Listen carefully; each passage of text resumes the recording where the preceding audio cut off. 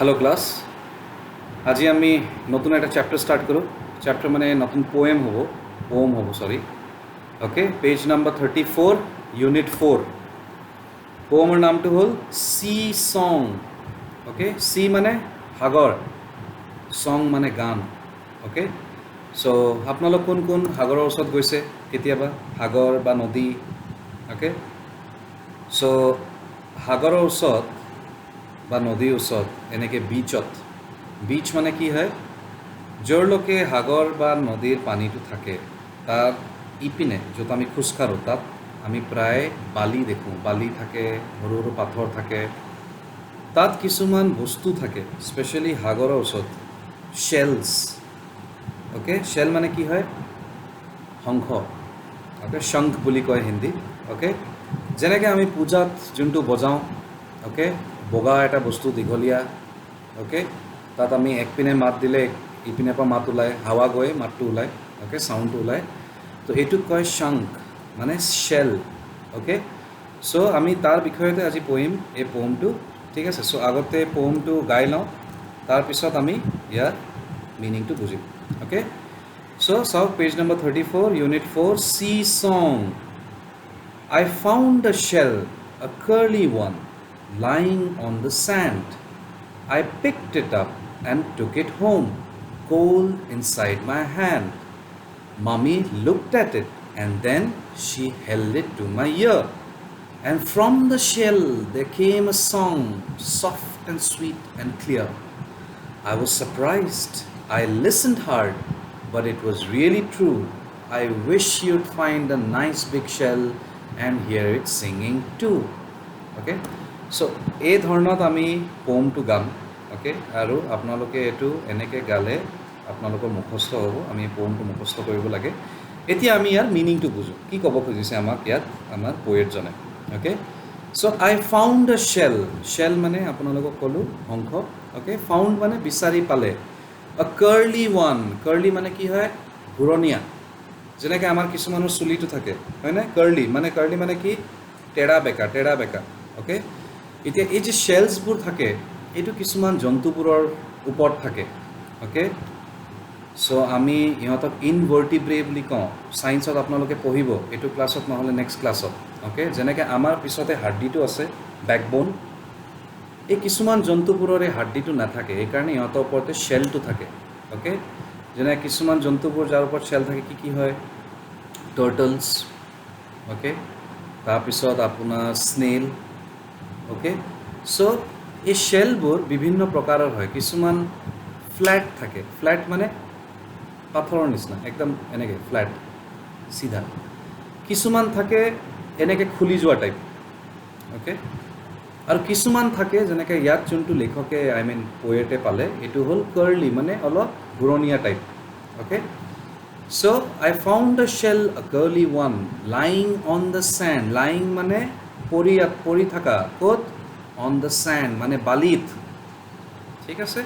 I picked it up মানে ই উঠালে এটো and took it home মানে ঘৰ লৈ শেলটো cold inside my hand so হাতত এনেকা ধৰি লৈ গৈছে পোয়েট জনে এই শেলটো cold inside my hand cold কেলে কৈছে কেলে কি শেলবোৰ এই পানীত থাকে এই কাৰণে বহুত ঠাণ্ডা হয় কেতিয়াবা আপোনালোকে যদি পায় শেলটো তেতিয়া গম পাব ধৰি চাব ঠাণ্ডা হয় সো হাতত এনেকে ধৰি গৈছে সো এইকাৰণে এটা ঠাণ্ডা লাগিছে হাতৰ ভিতৰত ওকে সো এইকাৰণে কৈছে কোল্ড ইনসাইড মাই হ্যান্ড মামি লুকড এট ইট মানে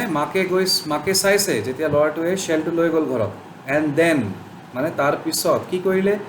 শ্বি held it to my ear মানে কাণত এনেকৈ লগাই দিছে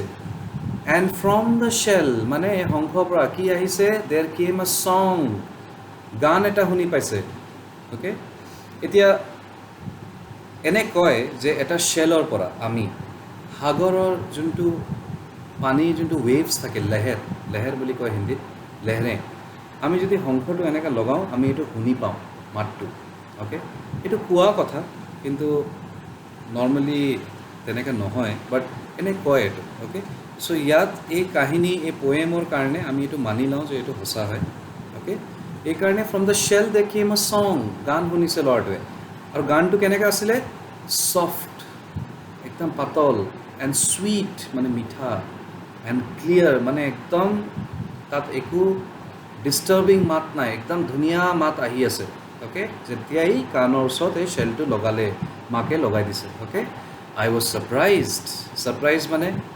আমি যদি কিবা আশা নকৰা বস্তু যদি পাওঁ বা দেখোঁ তেতিয়া আমি কি হওঁ ছাৰপ্ৰাইজ মানে এষ্টনিছড মানে শ্বকড অ'কে চ' যদি আপোনালোকৰ বাৰ্থডেত আপোনাক যদি মা দেউতাই কয় আমি একো নিদিওঁ এই বছৰ বাৰ্থডেত কিন্তু আপোনাক আনি দিলে এটা ধুনীয়া গিফ্ট অ'কে কিবা গাড়ী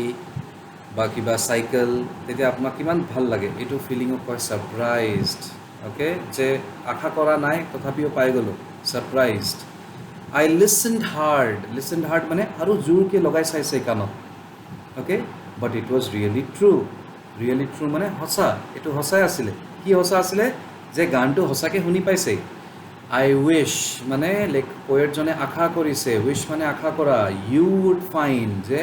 আপুনি বিচাৰি পায় কেতিয়াবা আ নাইচ ধুনীয়া বেগ ডাঙৰ শ্বেল শংখ এটা and hear it singing to okay so' সৰু পয়েম এটা অ'কে ধুনীয়া পয়েম চ' আমি এইটো পঢ়িম মুখস্থ কৰিম মিনিংছবোৰ লিখিম ডিফিকাল্ট শব্দবোৰত চ' আমি কুইকলি বেছি এক্সাৰচাইজ নকৰোঁ আজি খালি 3টা কুৱেশ্যন চাম অ'কে ৰিডিং ইজ ফান যোনটো দিয়া আছে চ' প্ৰথম কুৱেশ্যনটো আছে where did the child find the sea shell মানে এই সৰু ল'ৰাটোৱে এই চি শ্বেল সাগৰত থকা শ্বেলটো শংখটো ক'ত পালে চ' আমি লিখিম আনচাৰটো the child the child found found the sea shell on the sand okay মানে বালিত পালে ঠিক আছে আৰু এবাৰ the child found found the sea shell on the the sand sand full stop question number 2 what did the child do with the shell মানে বাচ্চাটোৱে কি কৰিলে এইটো শংখৰ লগত আই মিন এ শ্বেলৰ লগত অ'কে কি কৰিছিলে ঘৰ লৈ গ'ল চ' আমি আনচাৰটো লিখিম the child took took মানে লৈ যোৱা took the shell home home okay full stop আৰু এবাৰ আনচাৰটো the child took took the shell home home full stop মানে ঘৰ লৈ গ'ল okay next question number 3 what did the child hear মানে ল'ৰাটোৱে কি শুনি পালে চ' আমি লিখিম গান শুনি পাইছিলে চ' আমি লিখিম the child heard heard okay the child heard a song song full stop okay ইমানে so ইয়াত আমাৰ question answers শেষ হ'ল ক্লাছ 3টাই আছিলে আৰু বাকি এক্সাৰসাইজ আছে তো আমি নেক্সট ক্লাছত কৰিম বেছি জোৰকৈ নাযাওঁ আপোনালোকৰ কাৰণে হোমৱৰ্ক হ'ব আজি আমি ইউটিউবত চাম যে কোনটো আৰু জন্তুৰ শ্বেল থাকে ওকে ঠিক আছে আৰু এই শ্বেলবোৰ সাগৰৰ কিনাৰত কেনেকৈ আহি পায় যদি কোনোবা জন্তুৰে হয় শ্বেলটো তো জন্তুটো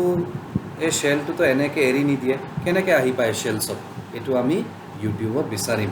ওকে ভিডিঅ'ত আছে কিছুমান আপোনালোকে গম পাব কেনেকৈ আহে শ্বেলবোৰ ওকে আৰু এটা এক্সাৰসাইজ আমি এইটো লাইন এটা লিখিম আমাৰ কপিত ওকে মই কৈ আছোঁ আমি লিখিম এক্সেক্টলি ছেম she she মানে ছোৱালী মানুহ এজনীয়ে কি কৰিছে sells sells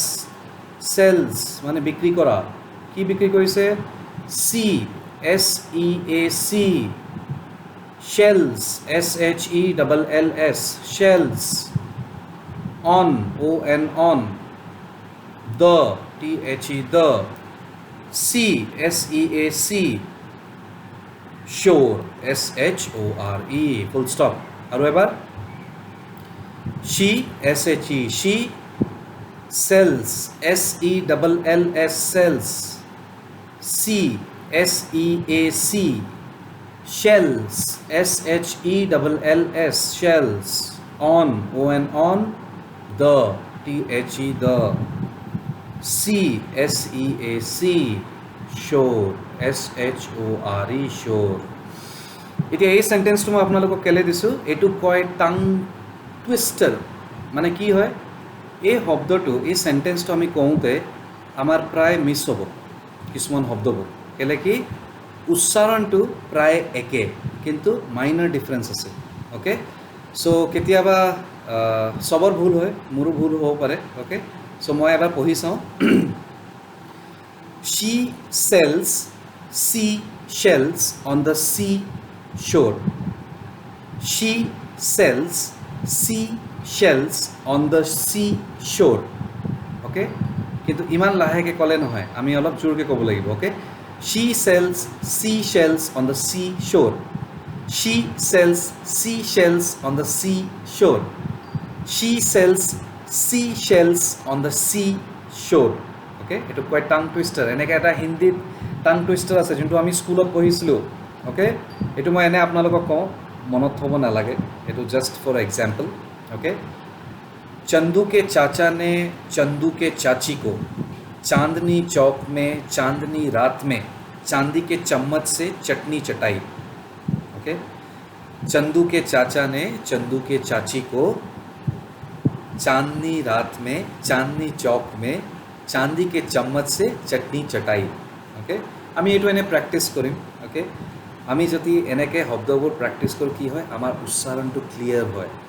ओके, सो आमी खाली एटो प्रैक्टिस কৰিবৰ কাৰণে দিছোঁ। ঠিক আছে,